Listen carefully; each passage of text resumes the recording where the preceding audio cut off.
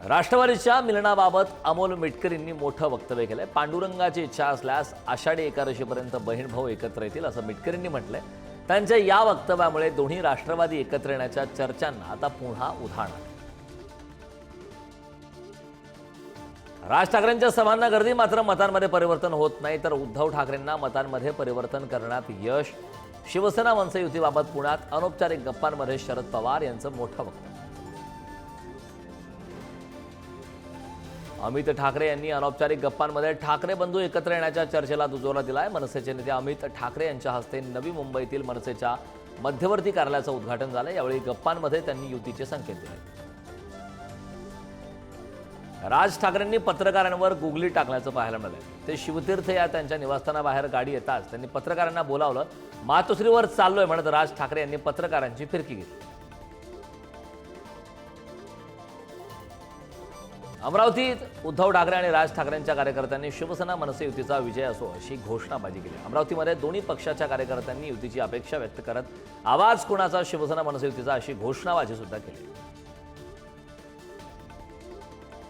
ठाकरे बंधूंनी एकत्र यावं अशी आमची इच्छा आहे। विरोधी पक्षनेते अंबादास दानवे यांनी ही प्रतिक्रिया दिली।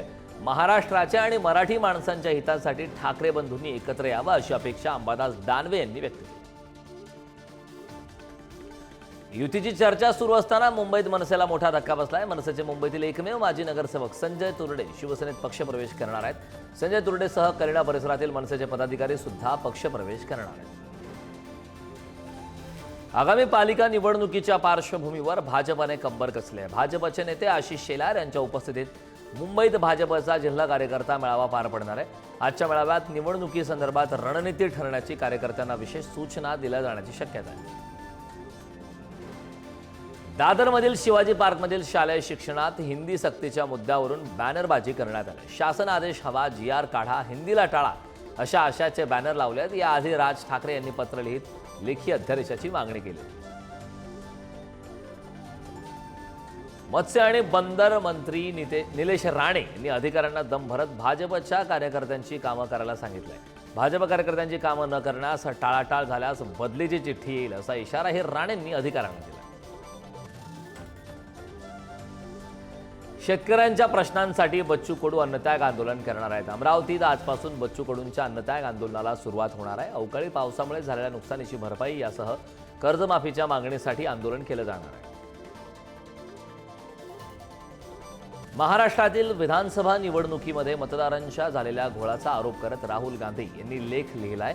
यावेळी त्यांनी लेखातून महाराष्ट्र विधानसभा निवडणुकीत आयोगाच्या कामावर सवाल उपस्थित केला। मुख्यमंत्री देवेंद्र फडणवीस राहुल गांधींना लेखानेच उत्तर देणार।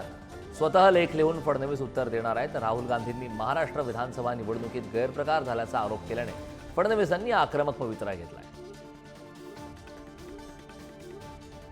महाराष्ट्राप्रमाणेच बिहारमध्ये विधानसभा निवडणूक फिक्स करून जिंकण्याचा भाजपचा डाव आहे अशी टीका काँग्रेस नेते राहुल गांधी यांनी केली। तर निवडणूक फिक्सिंगचं सर्वात मोठं उदाहरण म्हणजे महाराष्ट्र विधानसभा निवडणूक असल्याचं वक्तव्य राहुल गांधींनी केलं।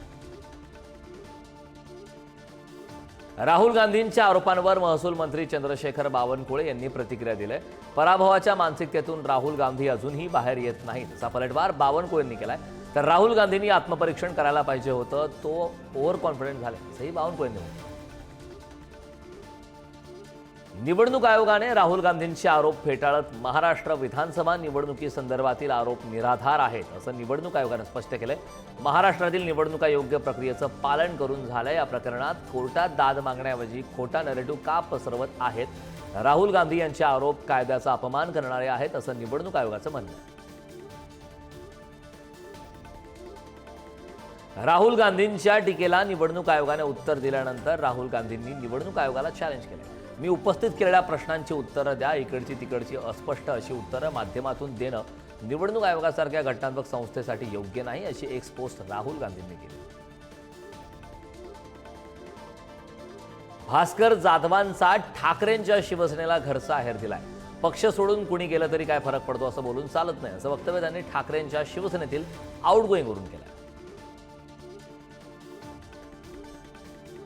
उपमुख्यमंत्री एकनाथ शिंदे किडनी ट्रान्सप्लांटसाठी खोळंबलेल्या लाडक्या बहिणीच्या मदतीसाठी धावून आल्याचं पाहायला मिळालंय। जळगाव विमानतळावर त्यांनी किडनी विकाराने ग्रस्त महिलेला मदत केली। यावेळी स्वतःच्या चार्टर्ड विमानाने आणून मुंबईतील रुग्णालयात दाखल केले।